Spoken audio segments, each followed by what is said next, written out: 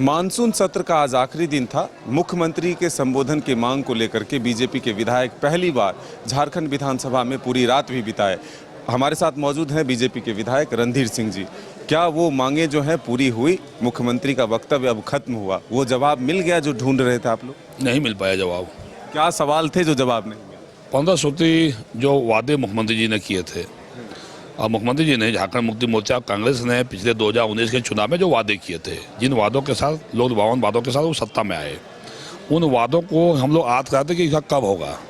पौने 5 साल हो गया, अंतिम सत्र है, तो इस वादे को आप कब पूरा करोगे।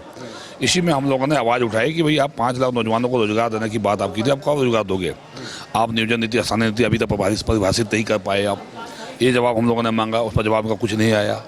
उन्होंने गोल गोल बयान दे दिया कि हमने इसमें इतना बहाली किया, इसमें उतना बहाली, झूठा बयान दिया। और जो भी बहालियाँ कुछ हल्का फुल्का हुई भी है, तो ज़्यादातर अधिकतर लोग बाहर के लोगों को यहाँ पर नियोजन हुआ। इसके अलावा बेरोजगारी भत्ता जो उन्होंने कहा था 5,000 से 7,000 बेरोजगारी भत्ता देंगे, तो 5,000 7,000 बेरोजगारी भत्ता का जब हम लोग आवाज़ उठा रहे थे, उस पर उनका आवाज़ आया कि हम बेरोजगारी भत्ता कुछ प्रखंडों में चालू कर दिए हैं। जबकि जमीनी सच्चाई को देखें तो एक भी प्रखंड, राज्य के एक भी प्रखंड में कहीं भी अगर एक भी नौजवान को बेरोजगारी भत्ता मिला हो तो हम राजनीति छोड़ देंगे। कहीं नहीं मिला, ये झूठा वक्तव्य उनका आया। इसके अलावा आप देखें जो इन्होंने कहा था चुनावी घोषणा पत्र में कि हमारी सरकार बनेगी तो पारा टीचर भाइयों को हम वेतनमान देंगे, लेकिन आज तक इन्होंने वेतनमान नहीं दिया। वही मांग हम लोगों ने रखा था, उस पर भी कोई वक्तव्य आज नहीं आया। साथ ही साथ जो हमारी बहुत बड़ा ऑर्गेनाइजेशन है आंगनबाड़ी सेविका सहायिका का, उनको भी वेतनमान देने का इन्होंने घोषणा किया, तो वो वेतनमान इन्होंने नहीं दिया। वो भी वादा उनका जवाब नहीं आया। जल सहिया बहनों का, एक तो जल सहिया बहनों का 4 साल से मानदेय बकाया है, सहिया बहनों का प्रोत्साहन राशि का बकाया है, उनको मानदेय देने का बात हम लोगों ने आवाज़ उठाया, उस पर कोई वक्तव्य नहीं आया। इन्होंने कहा था कि अनुबंध कर्मचारी, मनरेगा कर्मचारी, संविदा कर्मचारी जितने हैं जो कर्मी हैं, ये अनुबंध शब्द हम हटा देंगे, हमारी सरकार आएगी तो वो अस्थायी कर देंगे। लेकिन आज हम लोगों ने जिस मुद्दे को उस मुद्दे को हम लोगों ने ज़्यादा हाईलाइटेड किया था, उस मुद्दे पर इनका कोई अस्थायी जवाब नहीं आया आज, और इन्होंने राजनीतिक भाषण दिया। वो कह रहे हैं कि ये मुद्दा विहीन है, विपक्ष कोई मुद्दा नहीं है, हम पेंशन दे रहे हैं, महिलाओं को 1,000 रुपये दे रहे हैं, कई योजनाएं ला रहे हैं जिससे कि लोगों को सीधा लाभ हो, उस पर चर्चा करनी चाहिए विपक्ष को। ये झूठी बातों को लेकर के लोगों को दिग्भ्रमित कर रहा है। इन्होंने कहा था कि हमारी सरकार बनेगी तो सालाना हम बहनों को, नौजवानों को 72,000 रुपया सालाना हम देंगे। 5 साल की सरकार रही तो 3,60,000 रुपया इनका बनता है। अब तो 3,60,000 तो ही दिए नहीं। अब चुनावी साल में, अंतिम साल में 1,000 रुपया झुंझुना पकड़ा रहे हैं। ये सब बहनें जान रही है, सब बहनों को पता है। लेकिन ये जो आप एक बताओ, आप बताओ कि 1,000 रुपया आप क्या देना चाहते हो, क्या दिखाना चाहते हो 1,000 रुपया दिखा के? आप पहले से क्यों नहीं दिए? ये चुनावी फैसला आप पहले से क्यों नहीं दिए? आप 5 साल से नहीं दिए, ठीक है, उधर 2 साल मनरेगा था, 2 साल आपका कोरोना था, 3 साल क्यों नहीं दिया आप? ये योजना 3 साल पहले चलाते आप, तो लोगों को विश्वास होता कि लगातार ही दे रहे हैं। देंगे कहाँ से? ये तो 1 महीना दे के उसके बाद चुनावी जाना है, चुनाव में जा रहे हैं। ये चुनावी लोग सोच रहे हैं कि 1,000 रुपया दे दूंगा तो वोट ले लूंगा, ऐसा थोड़ा होने वाला है। तो इससे नहीं, जनता नहीं आएंगे, कोई फर्क नहीं पड़ने वाला इससे। ये सब महिलाएं सब बहनें समझ रही है। आप ये बताओ, हमारे राज्य में 10,000 तेजस्वी बहनें थी, 15,000 पोषण संख्या बहनें थी, उनको इन्होंने हटा दिया काम से।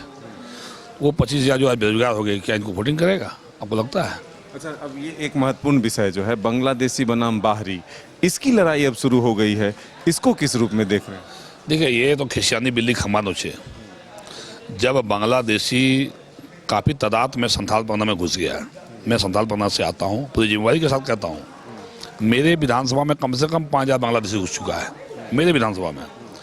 तब जब हमारे यहाँ स्थिति हो, जहाँ पहले हमारे यहाँ बांग्लादेशी नहीं था, इधर 6 महीना साल भर से इतना बांग्लादेशी आ गया, जो आज कभी चौक चौराहे पर आपको प्लास्टिक का बर्तन, स्टील का बर्तन बेचते हुए नजर आएगा, मोटरसाइकिल में, साइकिल में, और किसी न किसी गांव में किसी के घर पर भाड़ा पर वो रहा है, और धीरे धीरे वोटर लिस्ट में नाम चढ़ा रहा है। वो पूरे डेमोग्राफी सरकार बना की बदल रही है, सच्चाई है, जिसका परिणाम है कि पाकुड़ में आदिवासी समाज की ज़मीनें हड़पी जा रही है, और सब कई जिलों में सब ज़मीनें हड़पी जा रही है। लव जिहाद का उनको शिकार बनाया जा रहा है। ये ज़मीन जिहाद और लव जिहाद का शिकार हमारे आदिवासी बहनें भाई हो रहा है। लोग आरोप लगा, ये जो मामला जब सच साबित हो रहा है, अगर ये नहीं था तो गोपीनाथपुर क्यों नहीं जाने दिया हेमंत बिस्वा शर्मा जी को, इन्होंने क्यों नहीं जाने दिया वहाँ पे? कहीं ना कहीं सच्चाई है। और क्यों आपने रात को, जब हमारे आदिवासी भाइयों का ज़मीन हड़पा जा रहा है और आदिवासी भाई जब जुलूस निकालना चाह रहे थे, तो रात को आपने लाठीचार्ज क्यों करवाया? क्यों लाठीचार्ज करा, क्यों आदिवासी आज आपको सीधा संथाल परगना में, कारण सच्चाई है। तो ये अब उससे बचने के लिए ये अब ये कह रहे हैं कि जमशेदपुर, रांची, धनबाद, बोकारो जैसे कई शहरों में बिहारियों की आबादी काफ़ी बीजेपी के सरकार जब थी तो बढ़ाने का काम हम लोगों ने किया है। अब ये बिहारी कोई बाहरी यहाँ कर रहे हैं, कौन यहाँ बाहरी है? कोई यहाँ बाहरी नहीं है। बिहार के लोग, बंगाल के लोग, यूपी के लोग या झारखंड के लोग कहीं भी कमाने जाते हैं, कोई भी कहीं कमा के आकर वो बाहरी कैसे हो गया भाई? बांग्लादेश दूसरा देश है। मतलब बांग्लादेशी की तुलना बिहारियों से या क्या करोगे तुलना, बताओ ना। ये गलत है ना। बिहार के लोग यहाँ कमाने आएंगे, हम लोग का बिहार से, बंगाल से हम लोग का उत्तर प्रदेश बेटी रोटी का संबंध है। हम लोग का, हम लोग रिलेशन करते हैं, आते जाते हैं, द्वार खुला हुआ है। यहाँ पर जो पहले परमानेंट यहाँ रह रहे हैं, जिसका मतदाता सूची में नाम है, वो जो पहले से यहाँ रह रहे हैं उसको कैसे बाहरी कर दोगे? आज जो 30 साल से यहाँ, 40 साल से है, कोई 50 साल से, कोई 100 साल से पुखापति है, वो बाहरी कैसे आप कर दीजिएगा उसको? राजनीतिक मुद्दा आप इसका तुलना आप कर रहे हो, आप बांग्लादेशी को कर रहे हो। बांग्लादेशी दूसरे स्टेट के, दूसरे देश के लोगों को आप कुछ बात बोलना नहीं चाह रहे हैं। दूसरे देश के लोगों को इसलिए आप घुसा रहे हैं क्योंकि वो मुस्लिम है, उसको वोटर लिस्ट में इनको नाम चढ़ाना है, डेमोग्राफी यहाँ बदलना है, अपना मतदाता सूची में नाम चढ़ाना है, इसीलिए उनका विरोध नहीं कर पा रहे हैं। हिम्मत नहीं है। आदिवासी पर लाठीचार्ज हो रहा है, फिर भी इनकी हिम्मत नहीं है ये मैंने बोलने का, बांग्लादेशी पर बोलने की मुख्यमंत्री का हिम्मत नहीं है।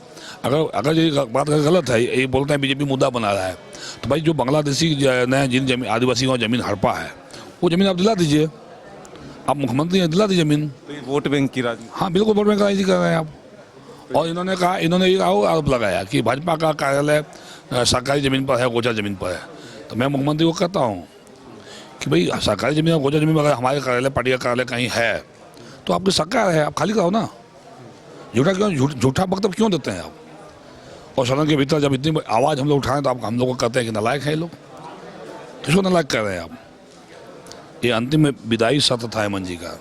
आगे क्या करेंगे आप लोग? आगे हम लोग इस सारे मुद्दे को लेके, सारे जनहित के मुद्दे को लेके, चाहे वो टीचर भाइयों का अस्थायी करने का मामला हो, उनको वेतनमान देने का मामला हो, कृषि समिति को मानदेय देने का मामला हो, जैसे सैया का मानदेय का मामला हो, चाहे हमारे जो है मनरेगा कर्मी, संविदा कर्मी, अनुबंध कर्मचारी को अस्थायी करने का मामला हो, चाहे हमारे जल सैया बहनों को मानदेय देने का मामला हो, चाहे हमारे जो है सहायक पुलिसकर्मी को वेतनमान देने का मामला हो, JNM NM का वेतनमान देने का मामला हो, चाहे बड़ा ऑर्गेनाइजेशन हमारे हैं सखी मंडल बहनों का, उनको सरकारी सुविधा लाने का मामला हो।